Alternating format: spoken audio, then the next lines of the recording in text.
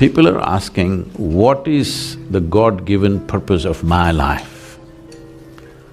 Whatever is the source of creation, what makes you think the source of creation which created this cosmos, for which you do not know where it begins, where it ends, even keeping account of you, forget about giving you a specific purpose. Maybe the source of this creation doesn't even know you exist. Hello? Because this very solar system is a tiny little speck in this cosmic space, isn't it? Tomorrow morning, believe me, if the entire solar system evaporates, nobody will notice it. That's how small it is. In that speck, planet Earth is a micro speck. New York City is a super micro speck. In that, you are a big man. This is a serious problem. You think there is a God-given purpose for you. This is the peak of human arrogance. Because all this is coming from the basis that has been spread in the name of religion and faith and whatever, that the existence is human-centric. Existence is not human-centric. We're just one more creature, which happened recently according to the evolutionary sciences, yes? As human societies, we have issues, we have problems, we have struggles. Whatever you think needs to be sorted out, and whatever you think is your aptitude to sort out, you pick up that damn thing and sort it out. It's not any God-given mission. You got to do something useful, because there is some joy in solving something. This is all the choice we have. You can either be a part of the problem or part of the solution. If you enjoy being part of the problem, do it, there'll be consequences. Yes, sometimes it's fun to create problems. Yes, it is. But it'll have its own kinds of consequences. The only thing you have to learn is do whatever the hell you want, just do it well. But for every action you perform, there is a consequence. When the consequence comes your way, if you're able to joyfully go through the consequence, you can do anything you wish.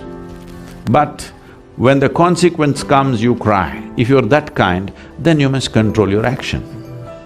You are creating such a level of conflict within yourself for every simple thing that you think you could always be doing something wrong, something wrong, something wrong. Well, joyfully do something wrong, it's okay. Hello? Nobody knows really whether they're doing the right thing or the wrong thing. Do they know for 100%? No. So don't bother yourself too much about is this right, is this wrong. It is just that when you do something, is this bringing well-being to me and everybody around me? That's all your concern is. Why don't you awaken the humanity within you? Why don't you become a living humanity? Humanity means just this, already we spoke about this. Animal nature means fixing boundaries. Human nature means expanding or including everybody into your boundaries, because this is a natural longing. Wherever you are, you want to be something more, something more. What is this? This is because your intelligence has come to a place where it doesn't like boundaries. It wants to expand. This is human nature. Human nature is naturally inclusive. Animal nature is exclusive, it wants to fix boundaries. So instead of being in boundaries of right and wrong, even if somebody is wrong, let's include them and do the best we can. So do not waste your time in right decisions, wrong decisions. When you are reasonably balanced and clear and happy, not frustrated about something, make a decision, throw your life into it, something wonderful will happen. You may not do the right thing, but you may do a great thing, you may do a wonderful thing, that's good enough. How far will I go? What will happen? Well, that depends on various things, your own intelligence, your competence, and the times in which we exist. You should not discount the times in which we exist. At different times in history, different things take off.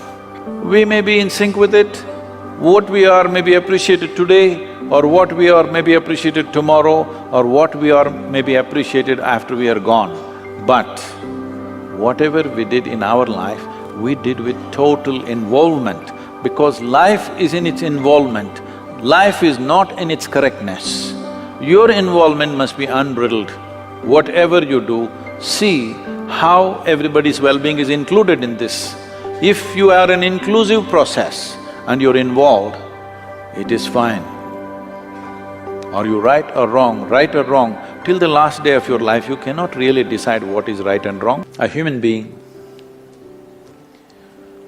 at least on this planet, you're the peak of evolution, physiologically at least. Yes? If other behavioral aspects, if we may have questions but physiologically at least, the most evolved creature on the planet. What the most evolved creature on the planet means is, it has the most complex neurological system and it has the highest level of cerebral capability. That means you can think, you can remember, you have memory. You have a very vivid sense of memory and a fantastic sense of imagination. An ant doesn't have such a vivid sense of memory, nor does he have any great imagination. He has some. But he has a presence of mind about the life that he is living. Because the education systems that you're going through right from kindergarten level is such that it is about everything except you. It's about everything else. Somebody is PhD in tourism, somebody is PhD in biotechnology, somebody is PhD in something. Nothing about this. How does this function? There is no attention at all. A human being functions. You know, you have a Kalabhairava temple here. What this means is, a human being exists in 3 times. He lives because of the richness of his memory. How rich is your memory determines what you will do and what you will not do right now, isn't it so? So memory is important, the present experience is important, and how vivid is your imagination for tomorrow is very important. Right now the problem is, these things have all gotten mixed up because discipline of faculty has simply not come. Nothing has been taught to our children that there needs to be… Discipline means people think English kind of discipline, walking like this like idiots. Discipline of faculty is not there. Because of this, your own mind turns against you. What happened 10 years ago, you still suffer? Hello? What may happen day after tomorrow, you already suffer? Because there's no discipline of faculty. You don't know how to use your memory, you don't know how to use your imagination. Your memory makes you suffer, your imagination makes you suffer, and you think you're suffering your life. You are not suffering your life, you are only suffering the 2 greatest faculties of being human, vivid sense of memory and a fantastic sense of imagination, isn't it so? If you suffer the greatest faculties that you have, what can we do with you? If you suffer an ailment, understandable. If you suffer a disability, understandable. If you suffer your ability, hopeless case. Yes or no? You're suffering your capabilities. If you're suffering your disability, it's all right. You're suffering your capabilities. Because what life throws at us is not our choice always. We try to manage it to some extent, but it's not entirely our choice. Life may throw all kinds of things at us, but what we make out of it is 100% ours. If this one dimension, if we take charge of this, no matter what life throws at me, I will make this into a tremendous process for myself. Let it throw whatever. Doesn't matter what life throws at you, you will turn it into a possibility. You will not make anything into your problem because you are not a problem. This is a choice that every human being has, either for every situation. When I say every situation, there are only situations and situations and situations in our lives. When you don't know how to handle a particular situation, you call that a problem.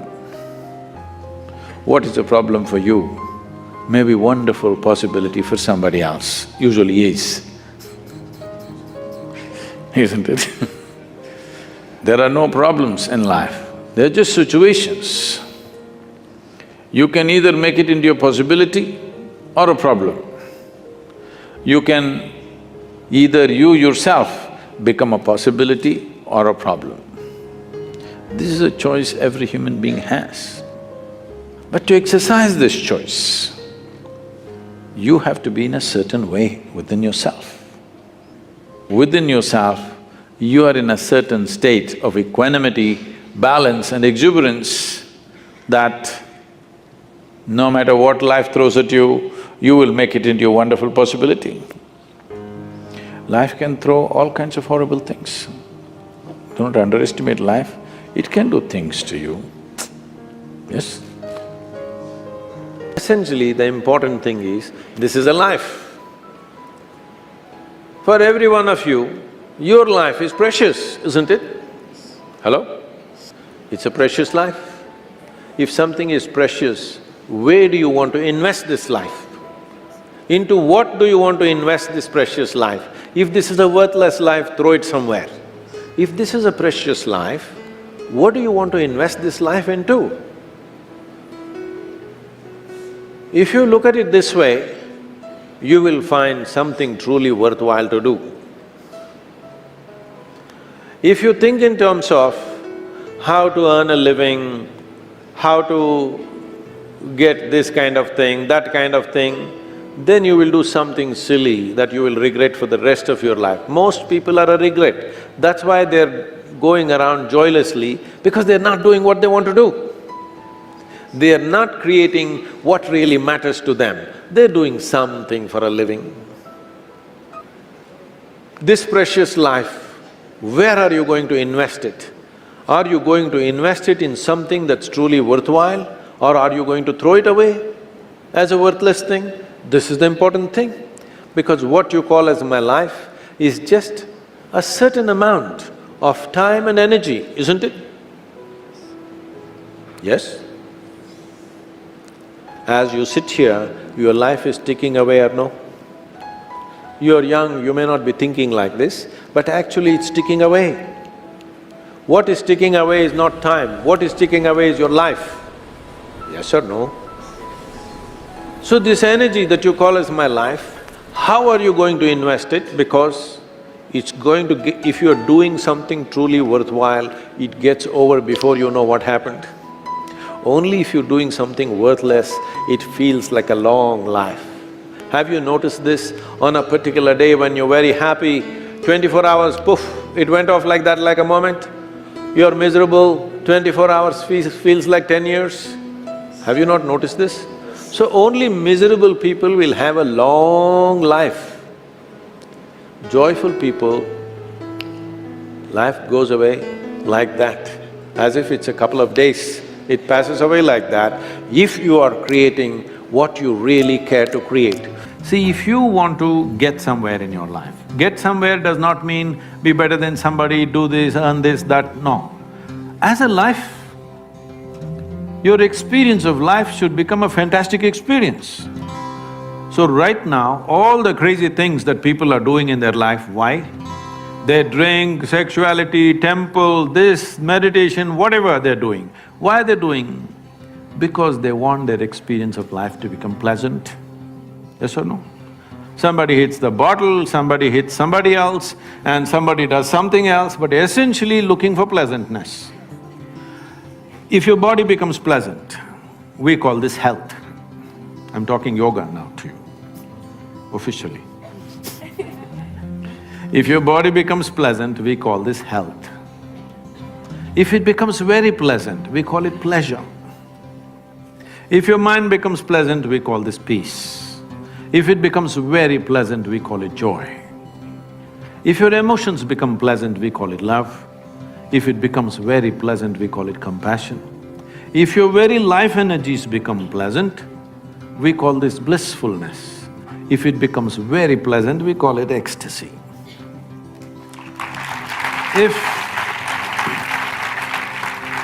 If your surroundings become pleasant, we call this success. Only for this last one. To make our surroundings pleasant, we need the cooperation of many forces around us. Many things have to fall into place. But to keep your body pleasant, mind pleasant, emotion pleasant, your life energy is pleasant, it's 100% your business, not good for the business. Isn't it 100% your business to keep this body, this mind, this emotion and this energy pleasant within yourself? I'm asking all of you, tell me, on a day when you're very happy, are you willing to do lot of things? Or a day when you're depressed, you're willing to do lot of things? When you're happy, you're willing to bend backwards and do everything possible. When you're little unhappy, how difficult it is to move you, isn't it? So why do you say if you're blissed out, you will do nothing? It is just that you will no more be a vested interest. You are not in pursuit of happiness. Your life is an expression of your bliss. Now what will you do? You will do what's needed. Every human being should be doing what is needed, isn't it? Right now, they are trying to milk happiness from the world, destroying the world in the process, completely destroying the world. See, today, what is it that these ecological disasters unfolding, what do you think it is? In pursuit of human happiness, isn't it? Nothing else. In pursuit of human happiness, we have turned this planet into a bonfire and people are not even happy. Forget about being happy, most people are in different state of struggles. So, it's very, very important. What is in your hands? First, all those things must be taken charge of. What we do in the world, let us see to what extent the world allows us to do it. Your body, your mind, your emotions and your energies must take instructions from you, isn't it so? Hello? Right now, it is taking stimuli and instructions from all sorts of people. So how the hell do you think you will go where you want in your life when somebody else and somebody else can make this body, this person do whatever they want? At least what happens within you must be determined by you. What happens around you, it'll never be 100% determined by you. If you work hard, a little more influence, otherwise little less influence, but never 100%. Outside situations will always be like that and they should be like that, because if the whole world happens the way you want, then where do I go? Little bit your way, little bit my way, little bit somebody else's way, it's fine. But what happens here must be my way. If this one thing happens your way, will you keep yourself blissful, miserable, depressed, what? So essentially, you must understand, you can call it stress, anxiety, misery, depression, whatever you call it. Essentially, your intelligence has turned against you. That's all that's happened to you. Because there is no any kind of knowledge in your education system from ABC to till this day, how to take charge of the faculties that you have within yourself. When he is fully shattered, what can he do? The question is, do you want to allow yourself to be fully shattered? That's a question. And many things that don't work out in your early life, you will see later on, it is a great blessing. Even if you're put through the most horrible situations, either you can come out using that experience as a better human being, or you can use the experience to become a horrible mess. So whenever something hurts you, there are two options. You can either become wounded or you can become wise. This is the choice. The more things hurt you early on in your life, the wiser you should have become, isn't it? But unfortunately, most people become wounded. This is simply because they just need an excuse to turn their own intelligence against themselves, that's all. Especially if the world around you turns against you, is it not very, very important that your intelligence stands up? We are misunderstanding consciousness as just mental alertness. Mental alertness will help you to survive better. Consciousness is not about that. See, you know that you exist right now only because you're conscious, isn't it? You are conscious right now. That's why you know that you're here. Suppose you fell asleep. You don't know that you exist, isn't it? You don't know the world exists, nor do you know that you exist, simply because you're somewhat unconscious. Does it mean to say you're completely unconscious? No, you're still conscious when you're sleeping, but not conscious enough to notice the presence of many things. So consciousness is not whether it is present or absent, it is always there. The question is only the intensity and the volume of it. If we have to use an analogy, right now see, the lights are focused on us, so both of us are clearly seen. There are people hiding in darkness. Suppose you dim the light further, all these people will disappear, only two of us will be there. If you increase the voltage, suddenly they will all appear. They were always here. They were here all the time. Because the lights were dimmed, I could only see you and nobody else. If the lights were up, then you could see. This is all consciousness sees. Everybody is conscious. Question is how conscious. So to increase or to raise consciousness, what have we done in the societies? Our entire education system is just about survival, one being better than the other. How can you be conscious when you're competitive? When all you want to do is be better than somebody, your only joy is other people's failures. How will you be conscious? When you're enjoying other people's sufferings, other people's failures, this is what being number one means. I am the number one means what? You're number 10, that's my joy. So I think this is sickness. From kindergarten, you're spreading this sickness into children and you expect them to be fantastic, it won't work like that. You're paying too much attention to everything around you, not enough attention to this one. But the quality of your life is essentially determined by how you carry this one. Yes or no? This moment, what kind of clothes you're wearing, what kind of car you parked outside, what kind of home you live in does not determine the quality of your life. This moment, how joyful are you feeling within yourself determines the quality of your life, isn't it so? Nothing has been done about it. You think it'll happen in consequence and you're setting impossible goals for your happiness. If I have to be happy, my wife should be like this, my husband should be like that, my children should be like this, the world should become some other way. Well, these are impossible conditions you're setting for your happiness and peacefulness. Now that you have compromised yourself to peace, why I'm saying compromise yourself to peace is because a lot of people have given up aspirations for being ecstatic or blissful. If I'm just peaceful, it's enough. Even the so-called spiritual leaders are going about and saying peace is the highest goal in your life. Peace is not the highest goal in your life. If you want to enjoy your lunch today, you must be peaceful. Yes or no? If you're not even peaceful, there is nothing in your life that you can do in a worthwhile way. To be peaceful essentially means this, that you're not messing your mind. To be peaceful means that your system is at ease. You know how to conduct your mind, you know how to conduct your emotions, your body and your energies. You are peaceful. It is not a rocket technology, it is the most basic thing. You have a dog at home, you give him his food, he sits peacefully.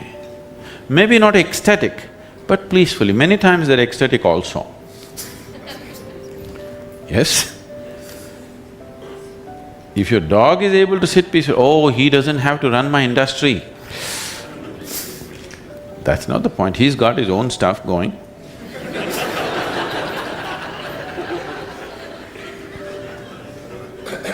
See, it has nothing to do with the external activity that you're doing.